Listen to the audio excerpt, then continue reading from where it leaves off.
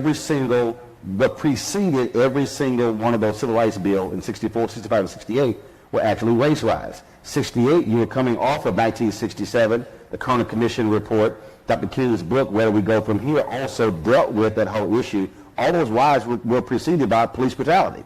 And so one of the issues that they were protesting was exactly what NFL players are protesting, police brutality. I think that it would be a bit disingenuous to say that John Carlos and Tommy Smith were protesting police brutality. I'm sure that was quite possibly part of it, but... No, not possibly. That was one of the issues. I would say that, at that time, segregation was still in full effect. There were still laws, I think, in effect that discriminated against us. As it relates to police brutality in 2018, Roland, the government is highly motivated to try to prevent police brutality. Which government? The American government. But which one? Yeah, they're all, because Roland, this is where the capitalistic society, when these deaths happen, their government the taxpayers get taxed. There's $1 billion settlements, things like that. The government has great enthusiasm to stop police brutality because it costs money. But they are. Let me finish. The government is very enthusiastic about incarceration. What the government wants is to politely take people to jail and prisons. That's a money-making venture. The government has no interest in a handful, 20, 100, 200. They don't have an interest in 200 or 300 people getting killed by the police. It's a money loser for them. Right, but if you have New York, if you have the city of New York, well, they spent nearly $500 million in settlements over a decade. Right. You look at the same thing in Chicago. The reality is those things are continuing. You look at what happened there's a city in Michigan. You had a police officer who pulled a black man over, planted drugs on him, beat him, had to raise taxes to pay the settlement. The reality is you're still seeing the payout. You're still seeing the settlement, multi-million-dollar settlement. I get it, but Roland, there's no job where people operate in perfection. There's just no job. And police have a very difficult job. They're underpaid, they're undertrained. We're in the most armed society, perhaps in the history of the planet and the world. Anytime you have a society this armed, there are going to be mistakes made. And again, do we overlook them? No, I'm not saying overlook them. But to sit here and pretend like, because it's popular over Twitter, that there's an epidemic of police killing African Americans or just Americans in general, it's just not true. Well, it's nothing to do with Twitter. The reality is this here. First of all, I don't say somebody being shot and killed is somebody not being perfect or a mistake. That's death. No one can return from death. I would surmise. Roland, I can't get into, it's disingenuous to get into some emotional conversation or illogical conversation. Again, you're running around with buzzwords. I'm talking about this conversation of trying to pretend like the police and the government have any interest in any citizen getting killed. They don't. They're highly motivated because of the real plan is mass incarceration. It's not killing people in the street. It's such a small number, and I get it. But in this society where gun violence is this prevalent, there are going to be mistakes made by the police. Just like there's a difference between mistakes being made and when you have. First of all, I've covered city government. Gotcha. I've covered county government. Gotcha. I actually been in the room when politicians were having to deal with these issues. The reality is this: when you have cases, numerous cases, not a handful, we have numerous cases that, first of all, run the gamut. The city of Cleveland is on their second consent decree in a decade. When you look at when Mitch Landry became mayor of New Orleans, we called in the Department of Justice to look at that police department that had decades of corruption. Randy Ziegler, the police chief in Philadelphia, he called in DOJ. Same thing. We know, of course, the history of Los Angeles and the history in New York. And so this is not just a matter, I believe, of players protesting just in case of somebody being shot and killed. It's also those folks who are being beaten. We have Chicago cops, in the case of LaQuan McDonald, who, first of all, lied, flat out lied. Then you had cops who went to the Burger King, they had surveillance video, and erased the video. They actually erased the video. Then they all lied and covered for each other. And then there are multiple cases in Chicago. John Burge, who just died, of course, beaten, tortured upwards of 40 black men. That's not mistakes. That is culture. Do the police have a culture of excessive force? Perhaps they do, and probably they do. Is our government highly motivated to try to prevent it?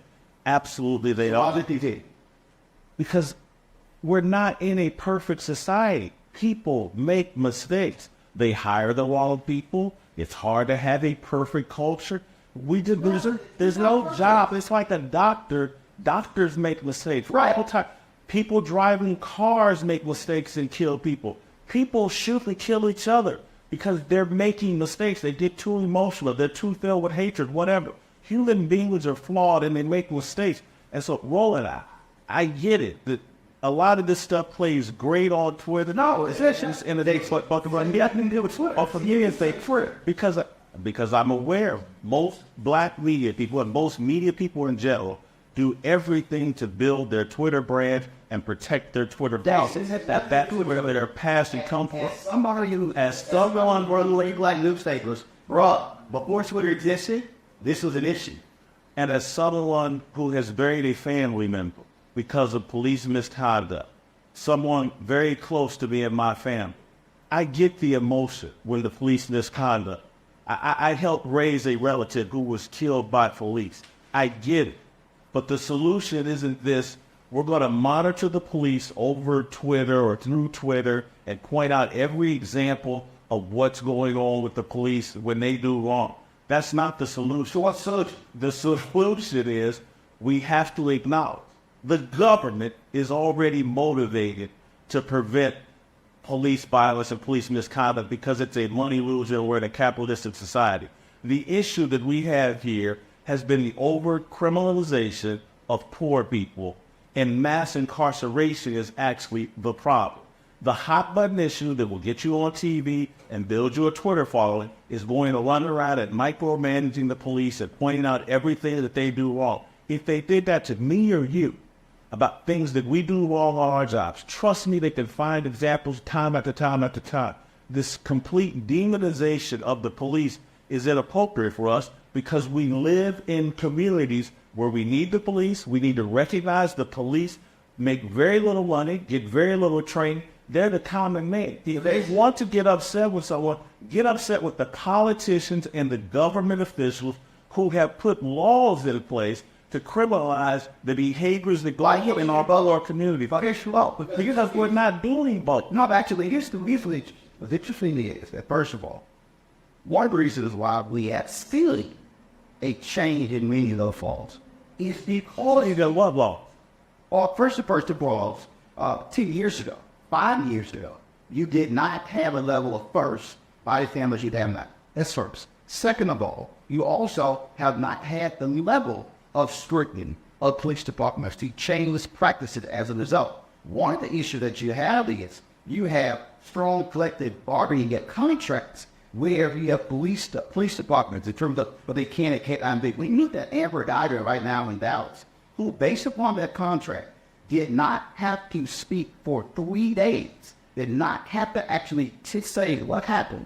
She could, for 3 days, she could not say anything, and then, according to their contract, is allowed to present an affidavit that actually was written by a police officer. What is the reality of facts? Having been black for 51 years, having my father doing business in the black community my entire life, having grown up in the black community, well, we can focus on the, let's say, 100 mistakes that police make every year. It's more than 100 days. But we know what is going on in our communities and where our children, who are killing our children. And so we can spend all this time focused on, let's demonize the police, let's criticize. But they demonize the police, but things and so get killed. If somebody gets killed, and if you have, in Chicago, for instance, it's like, I don't care who's doing the killing. No. What's that? There's a judge in Chicago, for example. The judge in Chicago who saw 8 cops lie on his witnessing. He reports them to a police accountability board. Nothing is done. This judge comes back and says, they are lying. They're flat out lying. He said, if you're going to be protecting the serve, if you have a better team, you'll go. He said, but to sit here actually lying and witnessing, I would think if we're about justice, we would say, you know what? We don't need cops who lie. We don't need cops who make stuff up. Well, that's the point issue.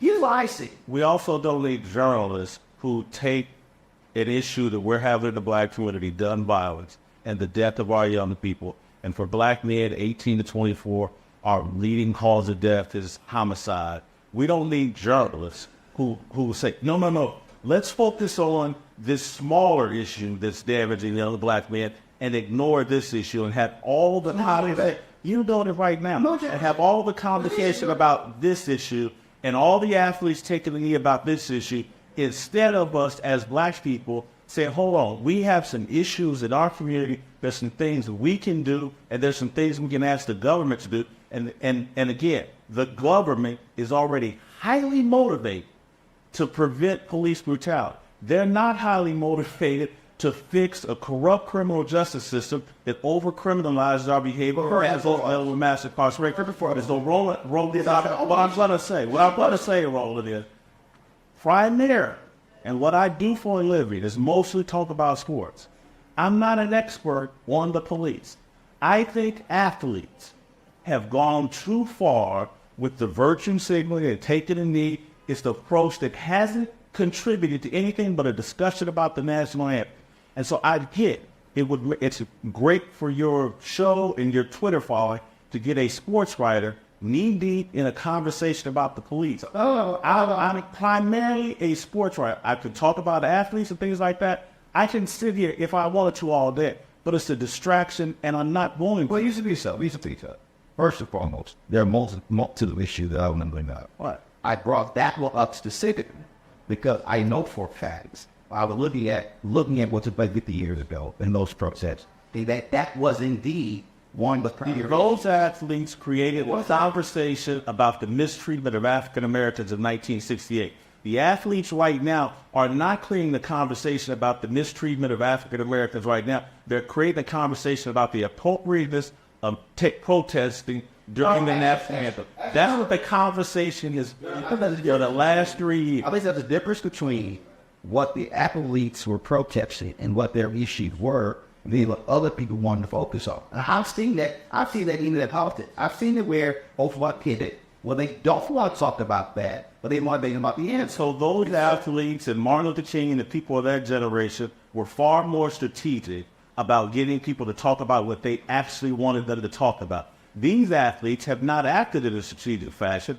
Colin Kaepernick hasn't, and he created a conversation about the national anthem, which is a waste of time. And that's the difference between Tommy Smith and John Carlos, who at that time were being mentored by Dr. Harry Edwards, and that's why their approach was more strategic and more effective, rather than Colin Kaepernick and these athletes just freelancing and create a conversation about the national anthem. So when you completely dismiss the thing that Colin Kaepernick has done in terms of the workshops, in terms of that he voted. I don't dismiss them, but I think I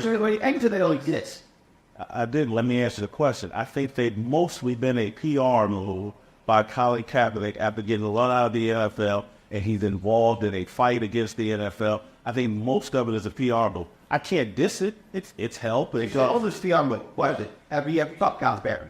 I've been to the press conferences. No, I haven't talked to Colin Kaepernick. Colin Kaepernick doesn't talk. First of all, he does talk.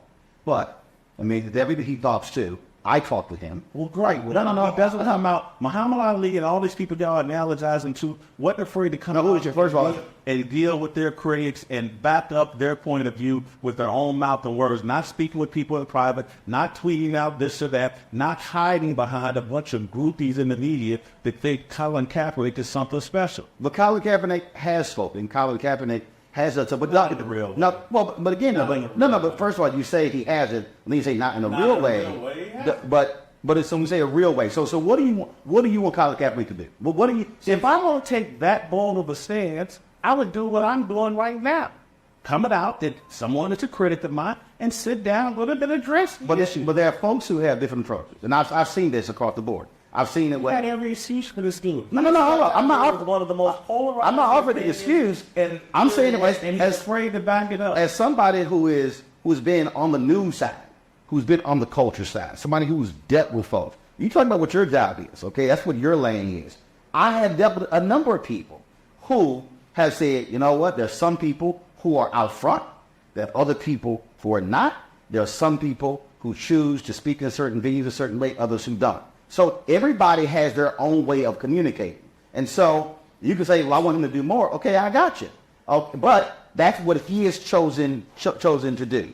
But when we look at the value of in terms of creating conversations, I do believe that this thing goes beyond just in terms of the protests and just them kneeling, which first of all was to bring attention to the issue.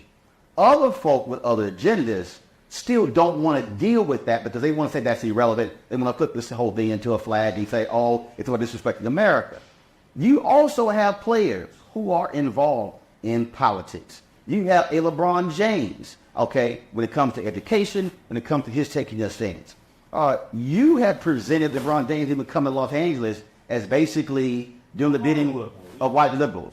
So I don't understand why said it's a Hollywood move. Okay, but why can't we look at what LeBron is doing beyond basketball and realize that if we say we want athletes doing this, and he's doing it, but now he's in the bidding of white liberals? Lord, you're talking about what you and others want athletes to do, this, and this. But you do.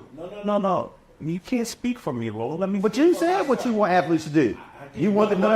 You said that you want athletes to put their money together and be able to create business and build institutions in black communities. But you've also called them stupid and dumb for protesting. And it's like, well, they're stupid and dumb. Are they stupid and dumb? Put their money together. Roland, I've done some stupid and dumb things in my life. And so when people have pointed out that I'm stupid, that's stupid and dumb. I've done a stupid and dumb thing. That doesn't make me a dumb person. And so I'm a critic. That's my job. I'm a journalist. I'm not a groupie. I'm not here to be best friends with every athlete in the world. I don't care to DM and hang out with them at parties. I'm a critic. That's my job. And so sometimes I criticize a lot. Sometimes I praise a lot. I love what he's done with the school. I would like for athletes to take their money and resources and use them to support the causes they believe in, because that's what millionaires and billionaires do. Instead of electing themselves as the leaders and the intellectual thought leaders. I'm not with that. And so, which athletes have elected themselves as intellectual thought leaders? Malcolm Jenkins, a lot of these athletes you just praised, because what I'm telling you, what millionaires and billionaires do, celebrities and things like that, they're not equipped to be the intellectual thought leaders. And so they should take their money like other white millionaires and billionaires do and invest in people who are actually dedicated to this, not people that have been dedicated to developing themselves. And that's what but they're not positioning themselves as intellectual thought leaders. What they're doing is they're saying is, as an athlete, and I want to speak on these issues, and many of them say, many of them say, coming from those communities, many of them say, still dealing with those issues. Now, how is it all of a sudden the intellectual thought leaders? They are. They're saying, don't know what they're talking about. Well, Jason, a lot of them say, you know what you're talking about. I got it.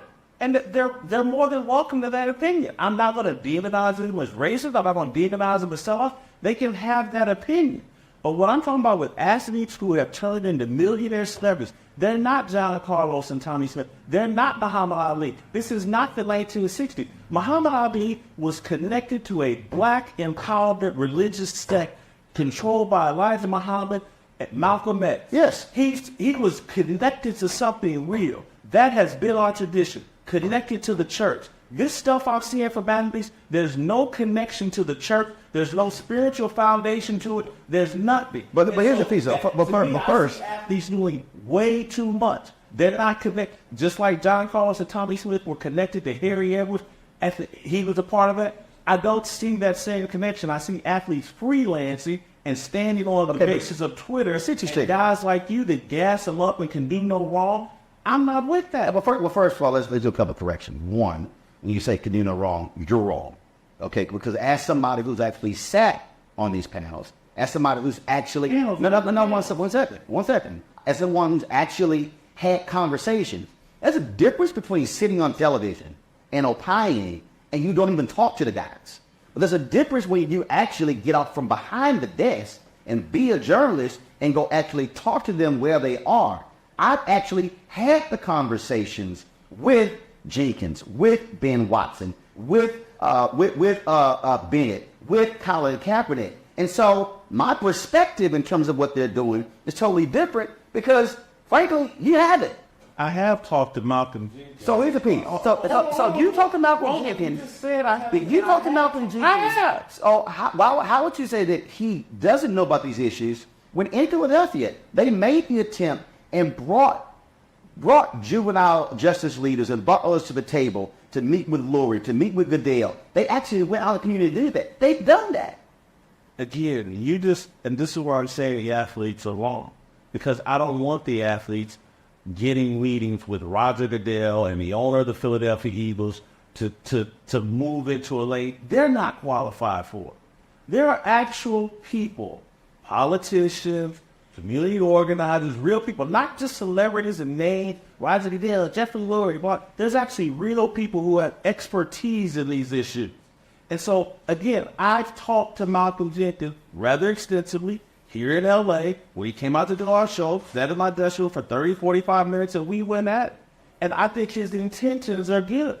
I think some of what he's doing is misguided because he's trying to do too much. And so, for those of you that think it's great that he got the owner and Roger Goodell to meet with somebody about criminal justice reform, I'm not impressed because that's not Roger Goodell's area of expertise or Jeffrey Lurie. But if this isn't your area of expertise, aren't you operating out of your lane? No, my area of expertise is in commenting on athletes. But commenting on Malcolm Jenkins. No, but you're also commenting on these other issues that have to do with sports, and you're basically saying because the athletes are involved in it, Roland. So if you say they're not smart enough, what if you're not enough? Maybe. So why are you talking about it? Because it's my job. So how about this here? So Roland, let me ask you a question. You the difference. Malcolm Jenkins' job is to tackle people on the football field. My job is to talk about athletes and what they have going on. It's my job. But if Malcolm Jenkins chooses to speak to issues beyond... No, well, hold on. So first of all, you have passions that go outside of your job. So for instance, for me, although I'm a journalist, education is one of the issues that I'm concerned about. I created School Choice with a Black Choice Initiative. Although that's not my job, that is still a passion, a concern of mine. And so just like what I do... Involve yourself into it, but people in the media have the right to criticize it. No, I understand that. It's not an indication that they're doing something inappropriate or wrong. But they may just be doing their job, Roland. But if a person is involved in those issues, and they are doing that, and first of all, what I appreciate that there are athletes, that there are entertainers who don't only say, yo, I'm only here to play ball. I appreciate individuals who say, I want to use my platform to go beyond just what I seen as just my job, and using their celebrity and using their influence to speak to those issues. I think the difference here is that we've gotten used to athletes having a nice and neat, foundation, give some books out, have a golf tournament, and sign some jerseys. But when all of a sudden you got some guys who want to go deeper, then it's like, oh, no, y'all not smart enough for that. And what I'm saying is, I'm encouraged by that because hopefully other folks who are athletes will realize that you might have a job, but you can care more about your life than just your job. You can care about your community. See, I think there's a lot of people that care about their community and express their care in different ways. Which is true. And so I think there's more than one way to express your care for your community. And so I just happen to believe what Jim Brown believed. And Jim Brown is an athlete that I think did it right. He played his football career, and then he got out of football and involved himself in activities in this community and getting back to this community and trying to be a leader in this community after he was done playing football. Well, after he was done, he chose to become a Hollywood star. But he was also involved in other issues before. But let me ask you this question. I get it. No, but he was. Roland, I get it. The Jim Brown's American program and involvement here in the LA community is something that I think should be a role model for a lot of athletes. And when I appreciate Jim Brown has been quite clear. Again, when you're playing in the modern NFL, NBA, with all these corporate ties tied to you, and all these billion-dollar corporations tied to you, you can't just run out willy-nilly and be an authentic civil rights leader or leader in these political issues, because you have too many corporate puppet strings attached to you. But first, So those are just the facts of the modern athlete that are different from the athletes of the past. well, first of all, the athletes of the past. First of all, many athletes of the past didn't do a lot of these things anyway because they didn't have the financial wherewithal to actually do it. What you do, however, is So wherewithal, there are things called golden handcuffs. That's actually what prevents you.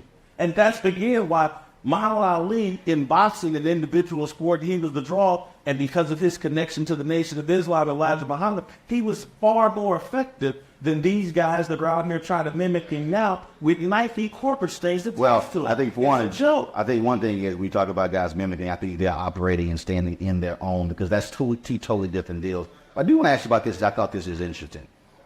When LeBron James talked about the N-word being sprayed on their phone, and you said that he had fallen to the far left track of those valiant racing victims of the era. But then you said racism is an issue in America that is primarily an issue for the poor. It's not LeBron James' issue. He's removed himself from the damage and the ravages of real racist. So are you saying that if you're black and you have money, that you don't encounter racism, that you don't deal with it? No, I think you encounter it, but when you're at LeBron James level, or even mine, and I'm playing it light years away from LeBron James, it doesn't do real damage. And so let's take what LeBron James, he was spray painted on his garage. That's a racist act, that the N-word was spray painted on his gate. Did it do any damage to him? He wasn't here. It was removed before the police even got here. There was no damage done. And so we've reduced racism to whatever little hurt feelings or someone said this or that. Racism is actually something real that damages people. And so when you become the kind of wealth that LeBron James has, and you become an elite, it's damn near like O.J. Simpson and what he got away with. He's an elite. He's super wealthy. But the ravages of racism don't touch him in the same way as it does the poor people. Well, obviously. And so his comments analogizing himself to Emmett Till's mother were preposterous and ridiculous, and anybody with a brain knows it. But actually, when you talk about the idea of racism, I'm not talking about the idea. I'm talking about the damage. No, racism. Hold on. The damage No, out of it. no, actually, no. Someone said No, actually, we're not. What we're doing is showing actually the gamut of it. So, for instance, when a George Wilborn, brother, comedian, done relatively well. When George Wilborn is trying to buy a home in a suburb of Chicago, and then when the owner finds out that he's black, and then George Wilborn, all of a sudden the house gets pulled off. George Wilborn has to sue as a result. George Wilborn encounters racism when it comes to housing. There were Los Angeles chargers who said when they actually moved from San Diego, who faced housing discrimination when they were looking to buy a home. Oh, they had money. They were facing housing discrimination. Robert Smith, richest black man in America, worth $2.7 billion, has talked about the numerous times he gets pulled over by the cops in his very expensive car, going to wait his private jet is waiting on him because they're not looking at a guy who got $2.7 billion. They're seeing a black man driving a nice car. The reality is that I don't care what your station is. Bob Johnson, just the other day, because what he had dealt with, you can have money in America and you can still deal with racism. The issue, though, is why should we have to say, well, yours is real and mine is not really real? We don't have to, but we don't have to pretend like LeBron James getting something splayed on his $20 million mansion in Brentwood is in any way equivalent to what happened to Emmett Till or Vietnam. He said it, and it was ridiculous. Well, first of all, we say equivalent. No, I'm not saying equivalent. You're right. It's not equivalent, but it's not even in the same planet.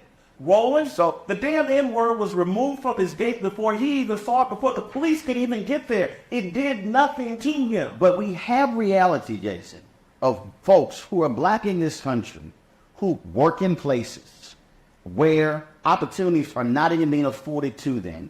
And somebody might say, oh, but you have a nice life. And this black person over here No, this isn't about having a nice night. No. This is about No. First of all, I'm going beyond just the N-word and LeBron James. What I'm going the damages. No. Relativism actually damages you. Yes. It doesn't inconvenience you. And what I'm It saying, damages you. and what I'm saying is this: to be black in this country, we want the same thing white folks have, and that is to be able to drive, to shop, to go to work, and not have somebody do something to us that is racially motivated.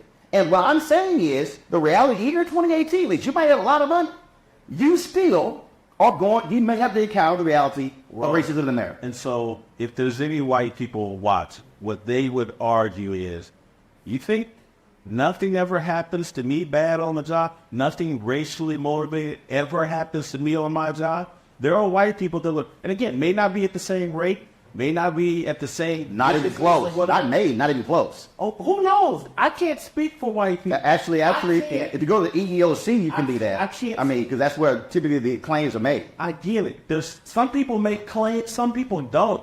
Roland. Some people just, that was an inconvenience, or that was some BS that I dealt with, and move on. I can't speak for white people. But what I can say is racism and what we should be fighting against is the racism that does real damage, because it is there. I get for Twitter and for the media and what will get you on TV. But you sit around and come act like LeBron James having the N-word rape it. Oh my God, this is almost... So let me ask you a question. But let me ask you a question. But they keep saying real damages. Yeah. Do you believe that it is real damages when you have African Americans who are locked out of Wall Street?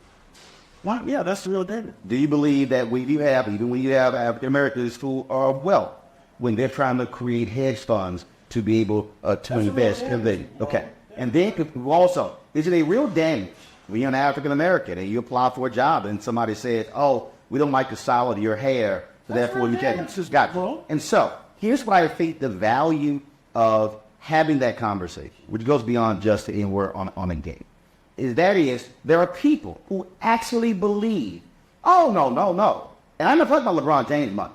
I'm talking about the people who say, oh, no.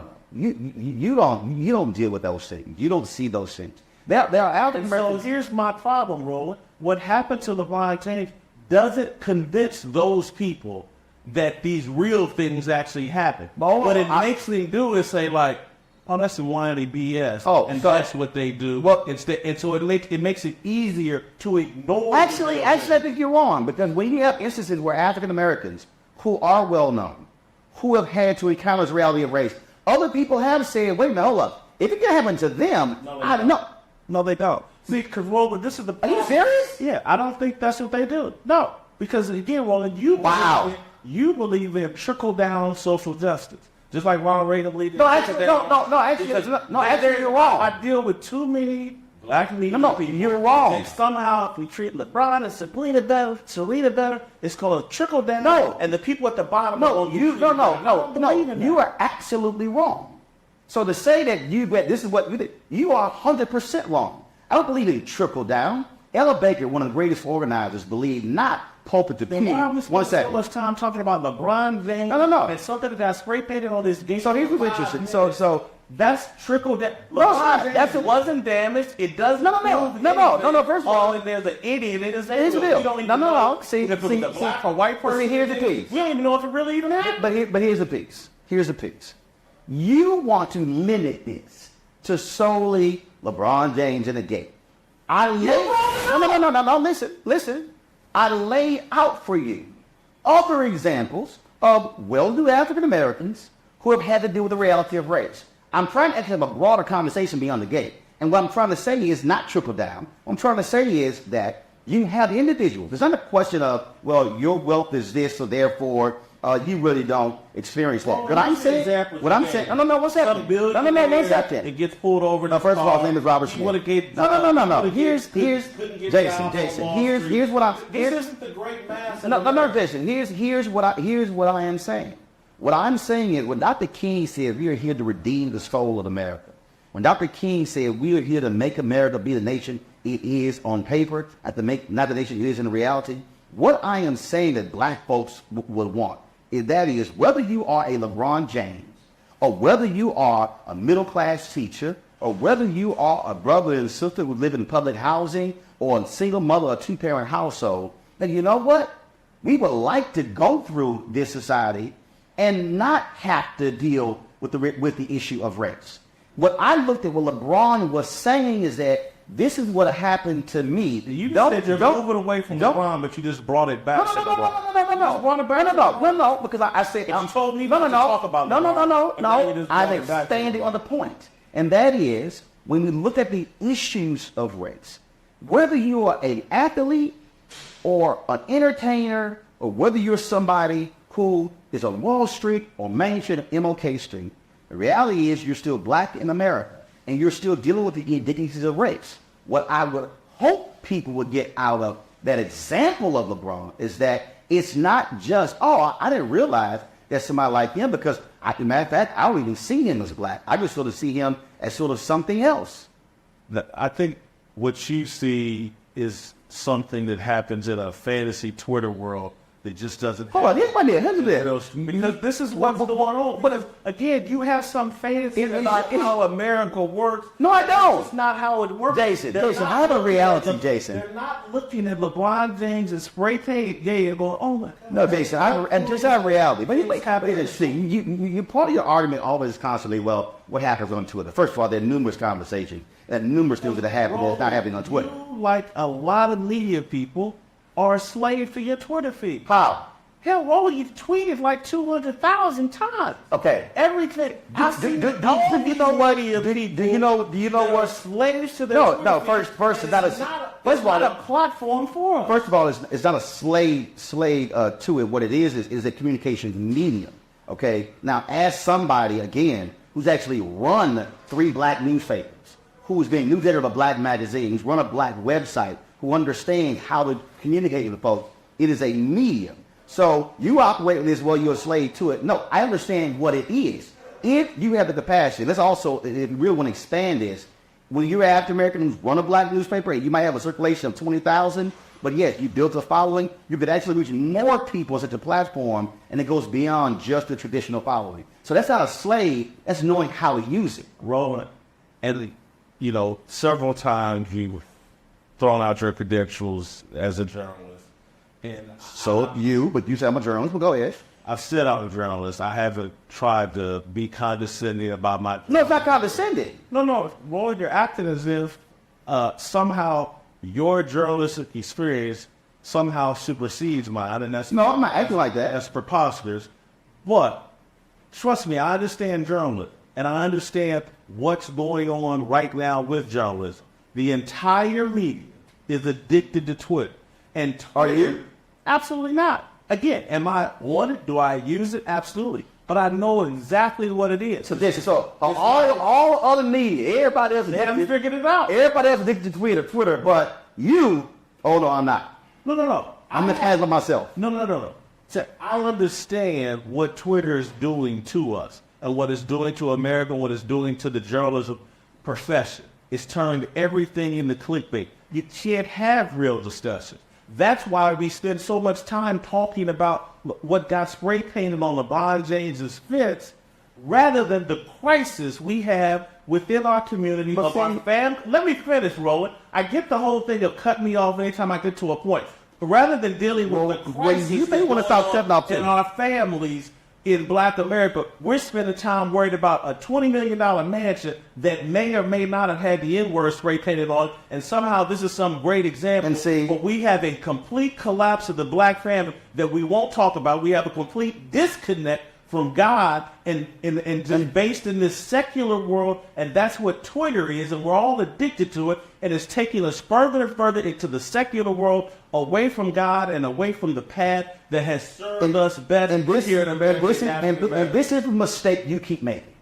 You keep saying, oh, we got to have a conversation, we got to have it in depth. You act as if, oh, no, we can't talk about that, as if we won't cover anything else. Really, as we can.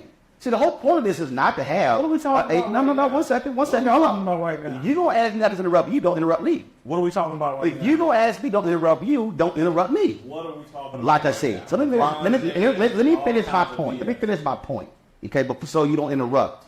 because you want me not to interrupt you, do the same. The reality is, we can have an in-depth conversation. You talk about all these things, but then when you get challenged on it, ooh, why are we talking about it? The reality is this here. What you're looking at right now.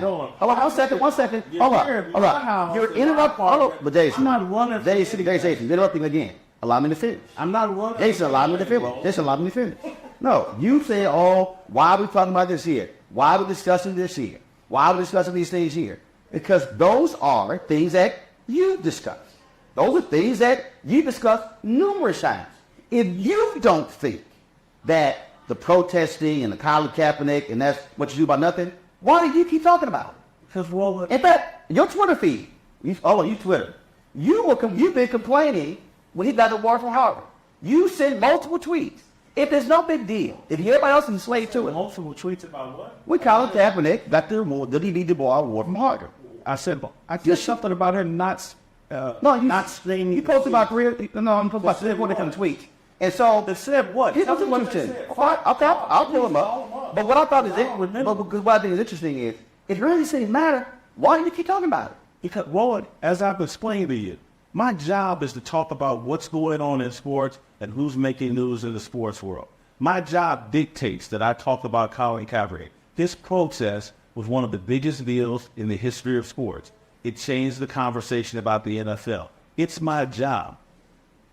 But if you're saying, what's no big deal, why we talk about it? So let me ask you this question. I have a job, man. Well, first of all, we all have jobs, and there are a number of things that we can also talk about, and we can actually say, you know what, I don't think that's really important. I can talk about this in sports.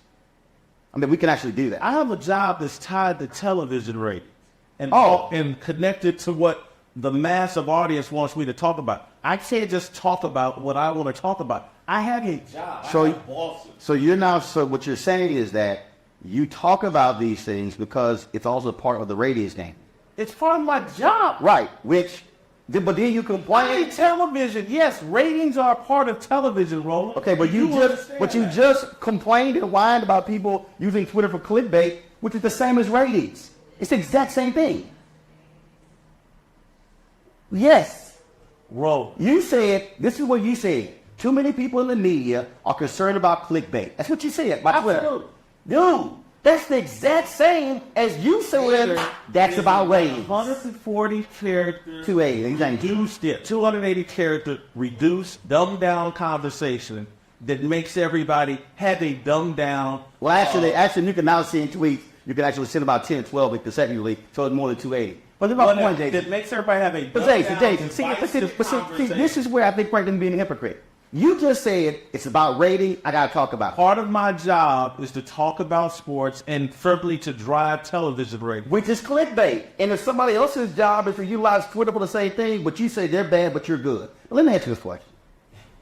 With 18 silence platform, it's controlled by people in Silicon Valley. Well, guess what? Somebody sitting right there would say your platform on my 20th Century Fox is also controlled by somebody else and not controlled by you.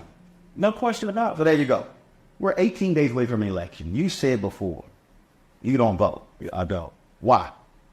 Because I've never trusted a politician a day in my life. I don't believe in politics. I'm not a person who really believes in compromise. And politics is mostly about compromise. I'm not good at that. So how we came was, I don't trust. Nobody? Not in politics, no. I think it's a very dishonest profession. So all of them? Pretty much, yeah. So when you think about it historically, when you look at the city of Atlanta, when in 1973, 0.0012% of all contracts, and Mayor Jackson runs, and Mayor Jackson, by virtue of being the mayor of Atlanta, literally changes the course of history for African Americans. He used it through politics. He used the 2 terms as mayor to change. Coleman Young in Detroit, Marion Barry, D.C. I don't believe in politics.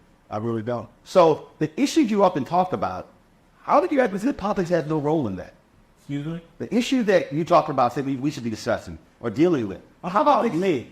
Now, I'm not giving you the advice. Hey, you got to follow and believe what Jason Whitlock believes. I'm not advising anyone that. But come on, me. There's 30 things unique in my personality. But if you don't vote, aren't you part of the problem? You might argue that. No, Steve. Because You might. I don't believe that. No. so of the things that are happening in our world, Yeah. any number of issues. If politics is involved in it, well then, how can we chase something for the good if we don't vote for someone who we think will be able to make changes? Because I think politics, the way it's to shut it down, is always going to let you down. I think that there's so much dishonesty and corruption in politics that I just don't personally involve myself in it. What I believe in, what's best for us as African Americans, is an allegiance to God. I believe that is our salvation. And allegiance to God. Far more than politics. You do know politics also deals with God. We have replaced religion with politics. We have an addiction to politics. We as black people, we talk about politics from Obama to Trump the way we used to talk about God, and I think it's inappropriate. It's our constant, everyday conversation. This is all part of my problem why I can't stand Twitter and social media. There's a disconnect. It's one of the most secular places you can actually be.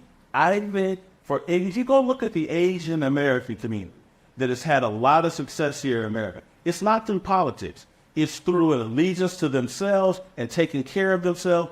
That's why I think we've lost force as African Americans. Do you have Asian Americans had the same history as black folks in America? I don't think they've had the same history, but I think they've had issues in America, and I think they've addressed their issues by gathering up in their own communities, supporting each other, and supporting themselves, and they're not as heavily involved in politics. I think there was a time when we needed to be heavily involved in politics. There were laws on the books that prevented us from pursuing happiness, liberty, and things in America. I think we went through that time in the 60s, 50s, 60s, maybe part of the 70s. Again, I'm not suggesting to the rest of Africa that you disassociate yourself from politics, but I think we overdosed on it. You do. You do know political. I don't. Well, first of all, it's not solely political, and also, but it's a whole bunch of people who have lots of God, but also have no plan. The reality is here. We can show the timeline of the role that politics has played in actually making our community a better community, but not only making our community a better community, also making our lives in America better. To act as if somehow that's irrelevant is crazy. And again, for me, I didn't say it was suggested for Roland. So this is my personal thing. So, let's say your top 3 issues. What are they? For African Americans? No, your top 3 issues. So whether you want to be for black folks or everybody, what are the top 3 issues? The number one issue I think facing the African American community is our breakdown in family, and I would couple that with our distancing ourselves from religion. I think those two things go hand in hand. Until we fix the black family and until we get right back with God, nothing good is going to happen for us. But when you say get back with God, there are millions of black folks who are in Church of the Center, who are in Bible study. There are numerous African church and Bible study, they go straight to politics. They turn on TV and they have an addiction to politics. You do know we had religious leaders in the 50s and 60s who were also heavily involved in politics. Did it? We had laws on the books in the 50s and 60s that drastically needed to be changed. We still have laws on the books that actually were set during those times that still have to be changed. The Florida Restoration voting initiatives right now dates back to a law in the 1880s. The governor of Virginia, who won Terry McCullough when he wanted to extend voting rights to formerly incarcerated, all 13,000 at one time, the Republicans said no, you have to do individual. That dated back to a 1902 law where a lawmaker said on the floor, we are doing this to keep the darkies from voting. And so the reality is to act as if somehow politics does not still happen and hurt us or we somehow can't interact with it. Did it say that? So, but again though, for me, I don't involve myself in politics. So you look at the issues. Number one issue. Okay, for 3. You said. I really only have 2. You said the family and the black church. Family and spirituality. We have disconnected from God, and it's a mistake. Well, I would argue, especially as somebody who's the husband of a minister, and in terms of the folks who I also see, there's a significant number of us who are very much there with our religion, but I think there are a whole lot of us who also love to talk about what is happening in our society and frankly are sitting on their behinds and not voting when it can actually impact it. See, I know there are politicians who are good people.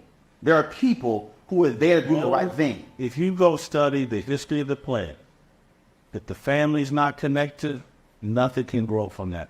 If the family's not together, nothing can grow from that. And so we can put all the laws we want on the book. Yeah. But as far as families are in disarray and our children are being raised by grandmamas and aunties and cousins and things like that, nothing is going to happen. And what as long and what as we are all are just disconnected from God, nothing good. and yeah, but here's what I also realized.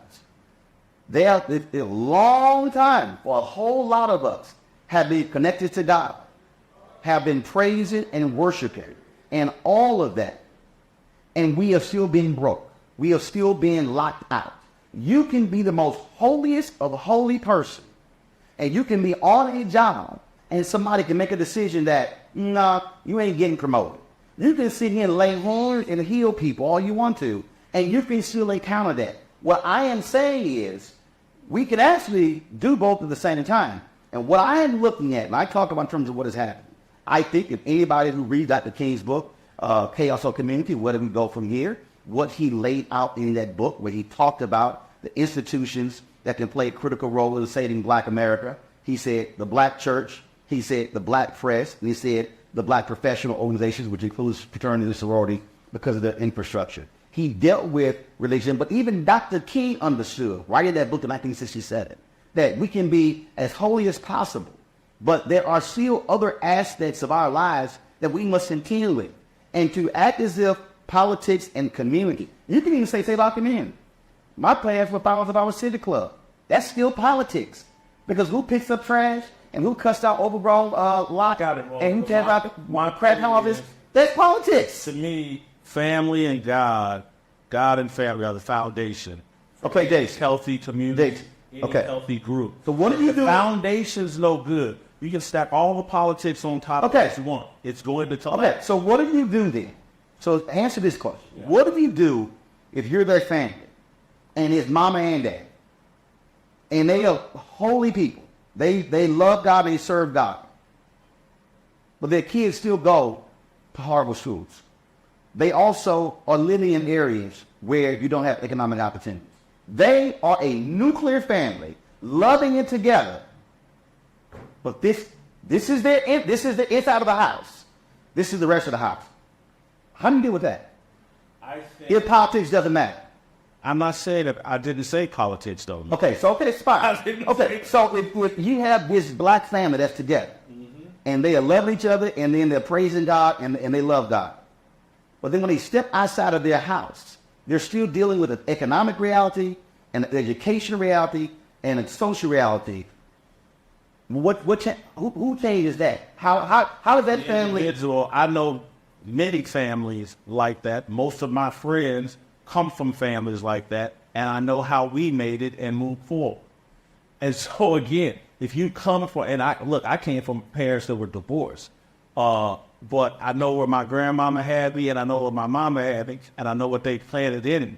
And so again, there will be obstacles in life, but if you really have a spirit-filled life and a God-filled life and the right kind of family support, you can overcome those obstacles right here in America. But again, when you are dealing with all those realities outside of the home, there are folks who say, I still got to deal with that. I still got to deal with that. Everybody does. Well, no, but again, I think holistically is how we have to look at it. I think it's frankly naive to think that, well, if it's justice, this is coming from somebody. Parents have been married 51 years, okay? Still together, 5 kids, 4 went to college, all of that. But we still are looking at what happens when we still are operating in this society that goes beyond our church, that goes beyond our family, and the stuff that we got to deal with. That's still there. And Roland, I think life is full of challenges for all human beings. That's just the way that it is. Life is unfair. Life is hard. What do you do to limit the ability for racism or whatever the obstacles are to impact you moving forward? How do you eliminate that? How do you eliminate it? I think you, how did me? No. How would say Through education, through self-responsibility, through accountability for myself, to taking care of myself and not making irresponsible decisions that make it so when I face an obstacle, I'm able to overcome. So if it's education, and when we also look at the reality of the type of schools that our children are in, when we look at the inequities of those schools, not just big city, but also rural as well. Again, we could first of all, in the history of black folks, in 399 years black folks have been in America, we can say, oh, that person. But if you talk about a collective, we still have to accept the reality in terms of where we sit collectively in the United States. And if education is one of those areas, that's one where you damn right we better be involved in politics, because that plays a huge role in what schools get built, the amount of funding that goes to those schools, to give us those opportunities. Here's proposition, Roland, is, let's be involved in politics, but let's do it from a foundation of family and God. And then we can start making better decisions. When we enter into making those decisions along politics, we have, to me, accepted some giveaways from the Democratic Party that have crippled our family. Like what? The whole welfare system, the whole system, to be quite honest with you, integration was a mistake, Roland. And the whole deal of, we're going to go out to these schools and have white teachers teach our kids, that was a mistake. Actually, we shouldn't have been fighting for the better financing for our schools and for black teachers and for us to take care of ourselves, but Jason, rather than, hey, let's go out to somebody else's neighborhood and have them take care of us. That's a mistake. No, Jason. No, well, first of all, you obviously have not fully studied Brown versus Board of Education and Brown 2. Brown versus Board of Education and Brown 2 were about finances. The whole basis of that was the inequities. It wasn't just, hey, when it was some white kids. When the Thurgood Marshall, when they went to happened though? No.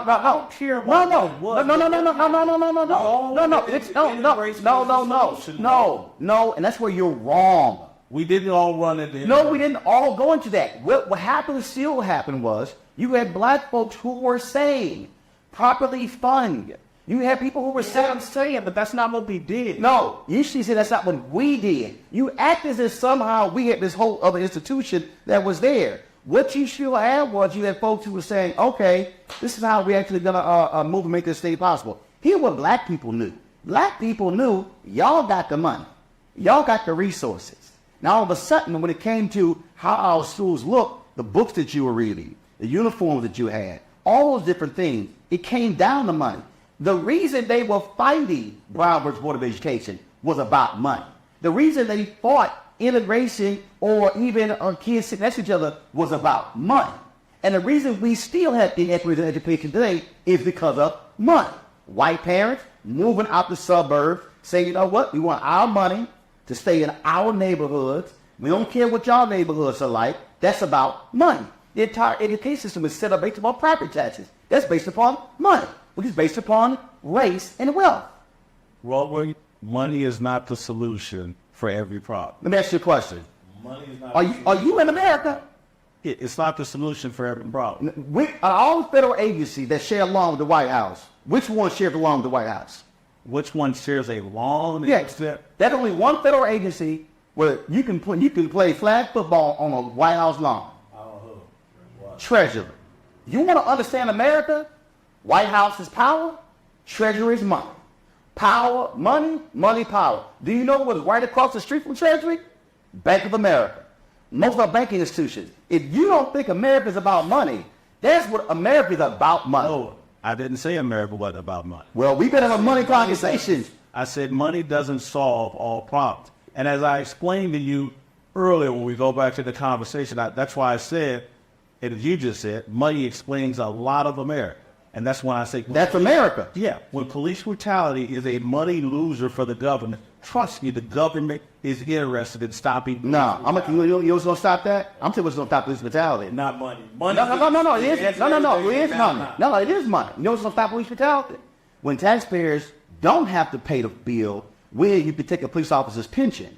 Trust me, when the city no longer has to pay the legal fees of a cop, trust me, that cop is gonna think twice before he beats somebody with a baton, because if that person goes, wait a minute, that's why. The cop might also think twice before he enters a neighborhood or enters a dangerous situation. No. That may be the solution. No, that cop, trust me, if that cop then goes, wait a minute, if I beat They're somebody, doing it all over the country, Roland. You can look at the murder rate in Baltimore after the Freddie riots. It's been going all over the country. and that was because those cops did not like the fact that somebody was holding them accountable.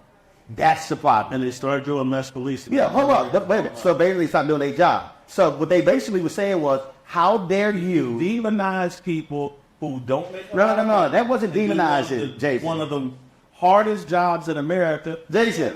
So because cops got indicted, then all of a sudden It's more than indicted, man. No, it wasn't. We sit on TV. I'm talking about what's going on with policemen. We sit Jason. on TV and act like police are some of the worst people on the planet. Jason, in the city of Chicago, they withheld the Laquan McDonald tape for 4 years.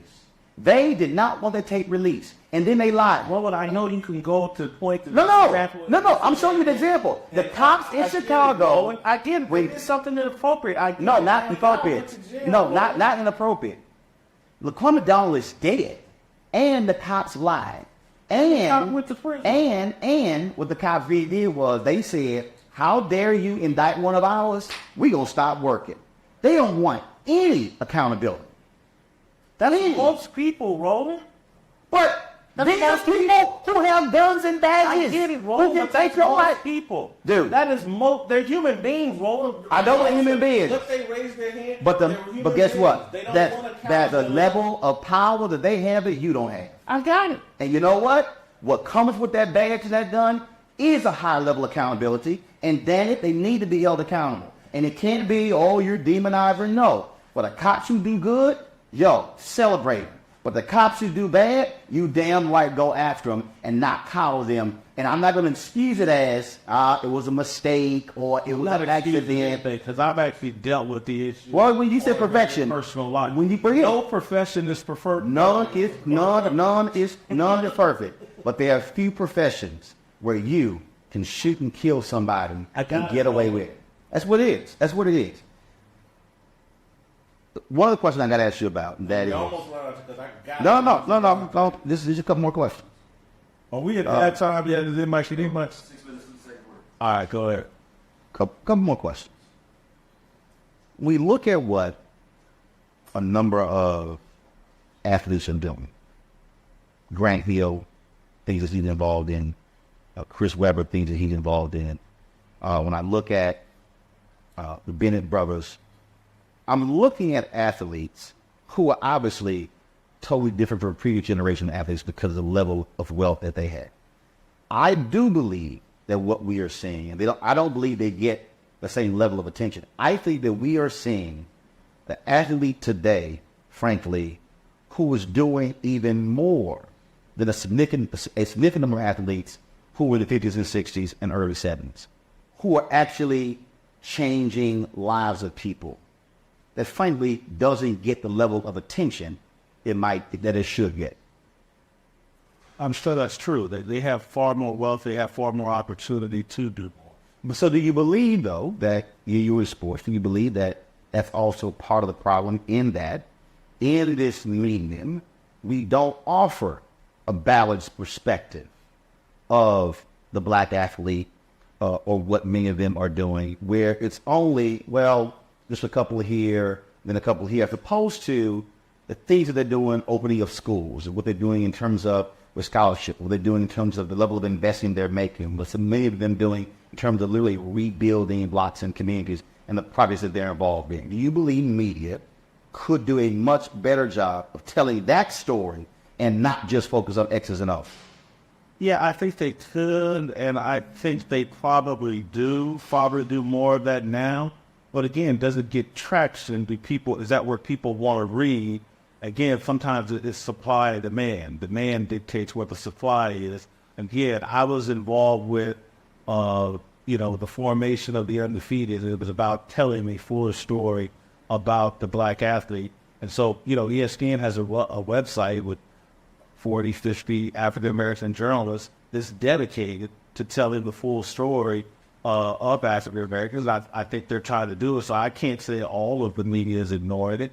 I can't, it's a supply and demand issue, but, there's a website, The Undefeated, that's fully staffed, and the ESPN has dedicated a lot of money to, that I think is trying to tell a full story about the African-American athlete. Speaking of that, that's your greatest failure? Is that my greatest failure? No, I think that's one of my greatest successes that they actually launched, and there's 40, 50. But you didn't launch it. You were fired from it. No, I got it. So it happened because, trust me, there were people trying to stop it from happening. And the whole issue when I was at ESPN, was about whether or not they were going to fully fund the issue. That's what the fight was over. Some people didn't want it to happen. I did, and I wanted it to be fully funded with a full staff, just like Grantland and other places. And I had that fight with them. They fired me, but they went ahead and launched the site, and they fully funded it. I wanted that argument. So you don't think you don't think that if you had stayed there, they wouldn't have fully funded it? You think by firing you, that's what got it fully funded? I think it played a role in it, absolutely, because there were people there that just absolutely didn't want the thing to happen, whether I was involved or not. And then there were extra people gassed up because they didn't want me involved. And so, again, in losing that fight, I think, or in having that fight, I think John Skipper at that time realized what was going on. Can't move forward with Whitlock. Going to get rid of him. But we are going to fully fund this thing. The guy is right. Were the mistakes that you made that, looking back, you wish you had managed it better? I wish I had managed it better. No, because I think I did the things necessary for the site to launch and for it to be fully funded and have a full staff. Are there small things along the way? It's a startup. No, it's a startup. All kinds of things happen. A wrong person got hired here or there. Small things that, yes, I could nitpick or whatever. But in my view, if you really understand the story over there, I did the things necessary for the website to survive. Ownership is a huge piece, and obviously in terms of the understanding, in terms of being able to control a narrative and tell the story. One of the things that I think is interesting is that when I look at a lot of the comments that folks make, and not just folks who make comments on social media, people who are in need, people who work with you, folks who used to work with you. And how does it make you feel when they put you in the same category, essentially, as Clarence Thomas has been a traitor of black people? It's stoppable, but I can't control what people say over Twitter. All I can do is live my life. But, it is comical. But I say it's comical, but, Clarence Thomas is a Supreme Court justice. He's a successful person. So it's not the worst thing you could say about me. Clarence Thomas is very successful. He's on the Supreme Court. He has risen to a place of great prominence in American history. But in terms of selling out my race, that's a joke. That rolls off of me because there's just no truth to it. Yeah, when you are engaged in these debates, when you being called out by the likes of Martellus Wilder and some other people like that, we had Martellus. Marcellus, not Bennett. When you have these debates, what I'm curious about is that do you go, you know what? You have my perspective. I screwed that up. I was wrong. Give me the example. No, I'm asking. I'm asking you. Have you ever engaged in any of these debates and where you say debates? No. I am speaking wrong. What I'm saying is, have you ever?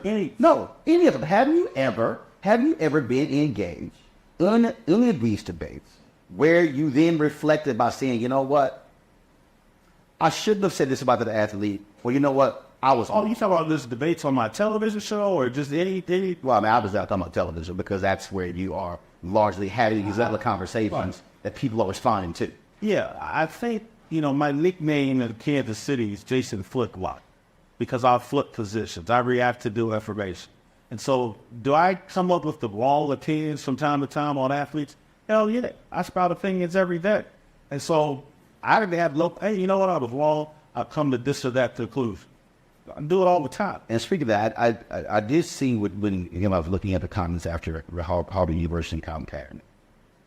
Why do you believe that what he is doing is because he's trying to find himself? What's the basis of that?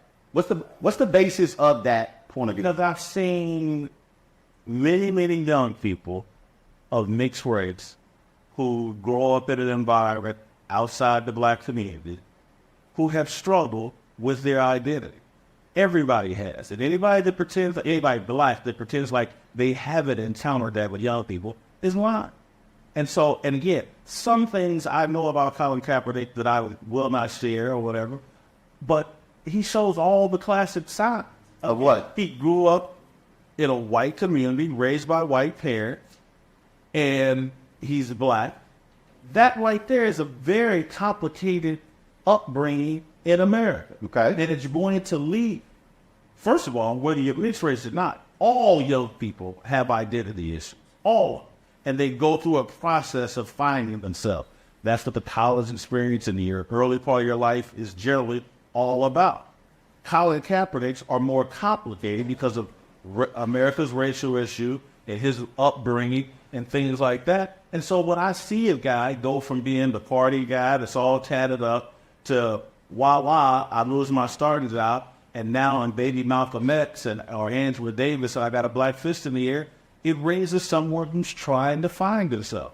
Or could it be somebody who, the reason I think that's important, because when you articulate that point of view, it should be actually based upon something or substance that's tied to that person. When you say all people, first of all, everybody's different. Okay, everybody's different. Person goes through trying to find themselves. Yes, and what I'm saying is that there are people out there who might be 18 or 19 or 20 who aren't having the same issue that somebody else who's 18, 19, and 20. But to say that about him, and then to say as if, well, it's that, when he's doing these things only because of his girlfriend, things along those lines, and you don't know. You're just throwing something out there. And I'm just wondering. More than you think. No, well, but I'm just going to leave it at that. I'm not going to go chapter and verse. I'm not going to do some deep dive on college. But why not? Because if you offer that perspective, I don't think it's unfair. but isn't Some of what I know, I think is unfair. But isn't it unfair for you to make a characterization that's not based upon fact? I do believe it's based on fact.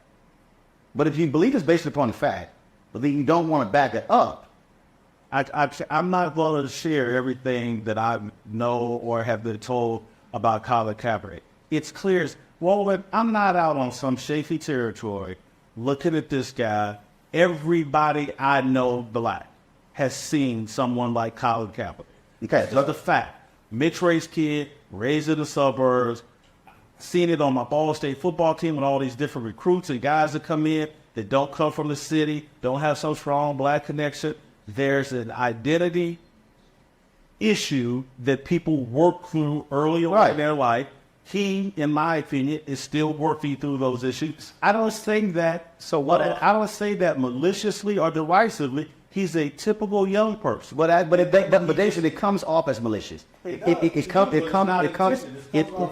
just like this is a fact of life. But that's not how it comes. An overweight person. But that's not how it comes off. Some sort of issue that causes them to overeat. But that's not how. That's not a. That's not a malicious thing. So you're not concerned about how it comes off, because when people hear that, when people hear you associate who he is and what he has done, and then you throw in his girlfriend, you give this impression as if this guy, he's being led by other people, as if he hasn't come to that conclusion himself, and you give this perspective as, he's just a confused brother, and then with the baby Malcolm X, and then, but after the me happened to most everybody I know.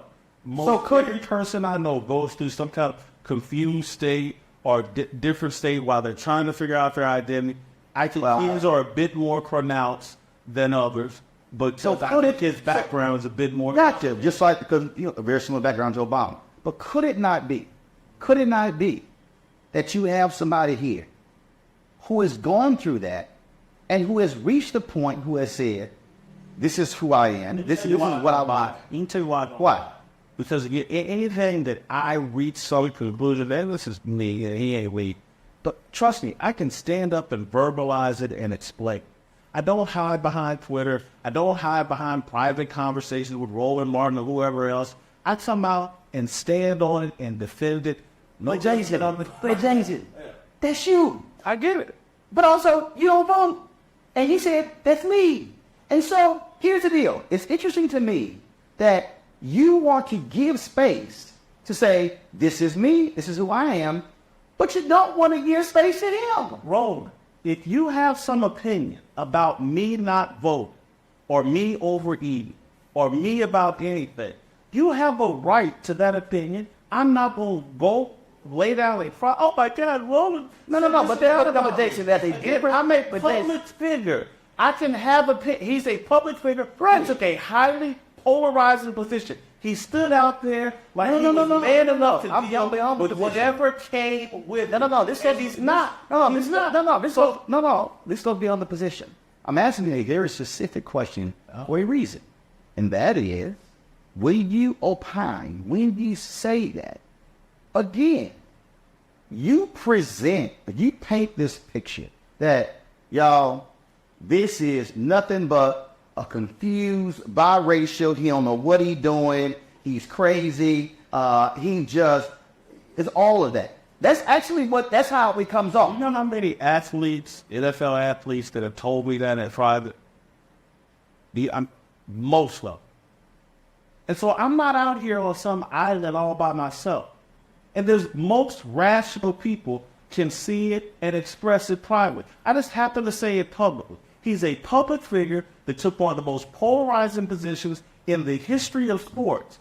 And so with that comes along some pushback and some people questioning your motives. When Muhammad Ali changed his name from Cassius Clay to Muhammad Ali, joined the Nation of Islam, said I'm not going to get in the NFL or in the military draft, that's a strong polarization. And you know what he came out with? He stood on it. And you know what's interesting? And people said all kinds of things about Muhammad Ali. And questioned his motives. And said, hey, he's just addicted to this religious thing. And here's what I've learned. That's what people do. And here's what I've learned. What I've learned is, when we want to, it's very convenient when we want to compare a Kaepernick to Ali because you want him to speak out. But then you take offense when others compare Kaepernick to Ali. You're literally bolstering your point of view by using Ali versus Kaepernick. Yet when others, because you said it earlier in terms of, people want to see him as Baby Malcolm X or Muhammad Ali. Right. You are using Ali to justify your argument, but when somebody else uses Ali just for the argument about Kaepernick, you say they're wrong.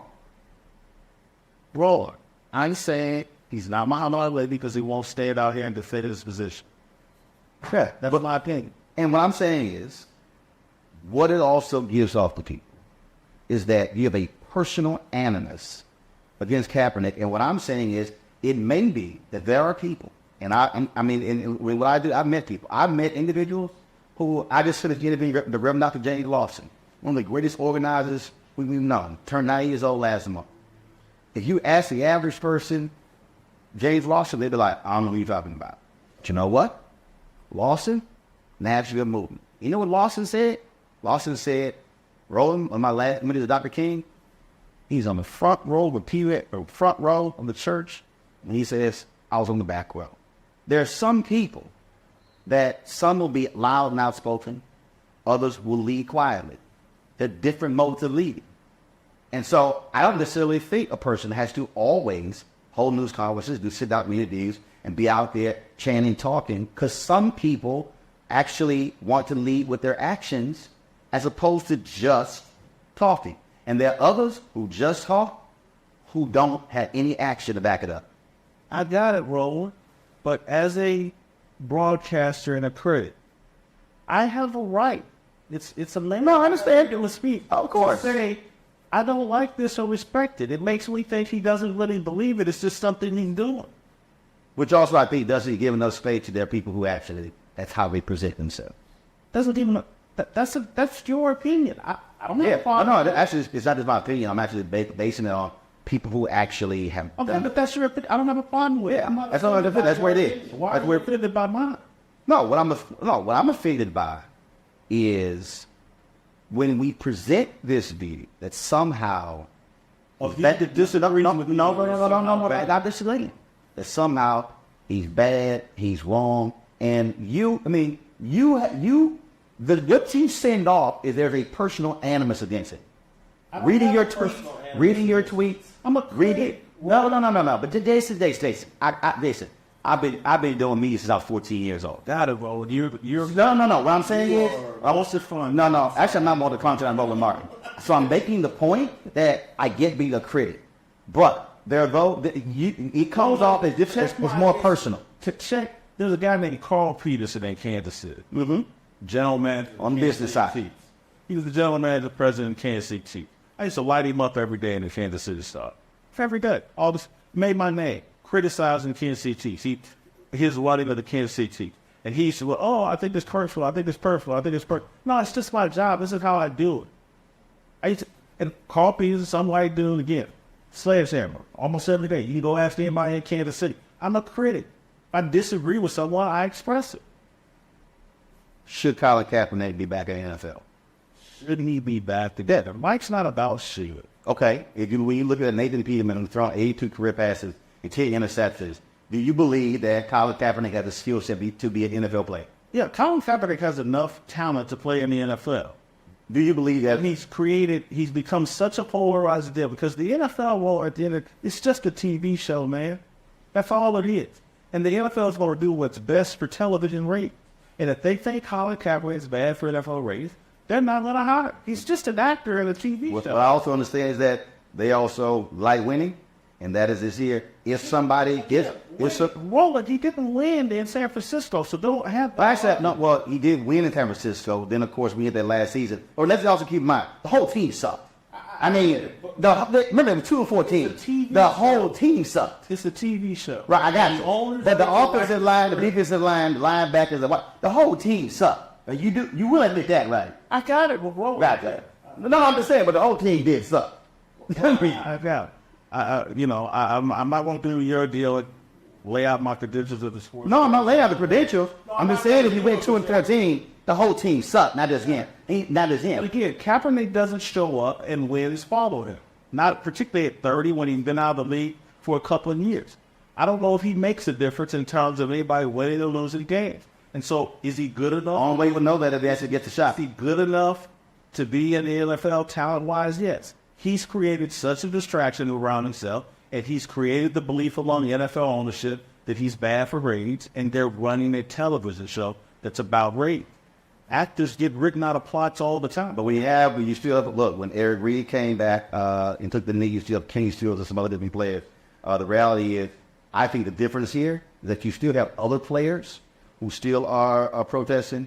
I think in this case, they're saying, no, we're going to make an example out of this one because he actually, for them, started this. That's what everybody wants. It's complicated than that. No, when Colin Kaepernick shows up on any team, there's an instant conversation about should he be your starting quarterback.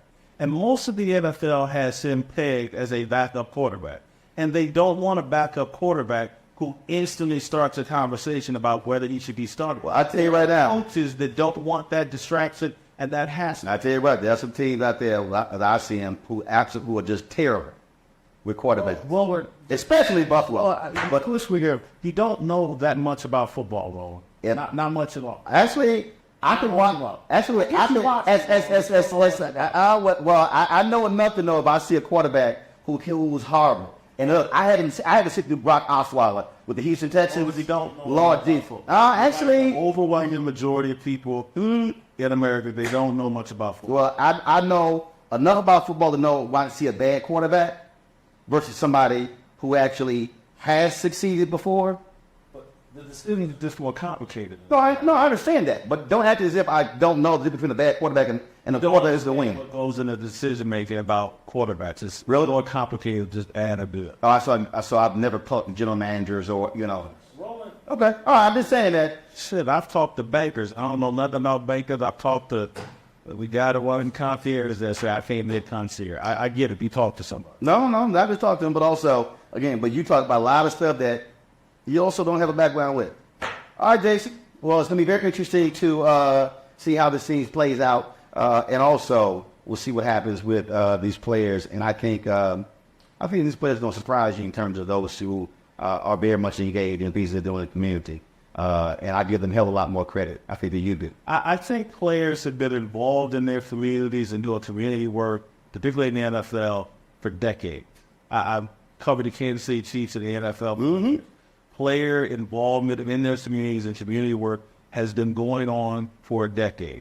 Right now, there's a lot of media attention on it, and it seems brand new to everybody else, but it's been going on for years. Yeah. Well, it was brand new because most people don't pay attention. But again, I think these guys, this generation of athletes, when the record is told, which actually is not always told in the present, people are going to realize the things that they have been involved in and have done that actually is advancing and paving the way for the next generation of athletes that I think is totally different than before. Yes, sir. And that's the point of history. All right? Thank you. Appreciate it. Thanks a bunch.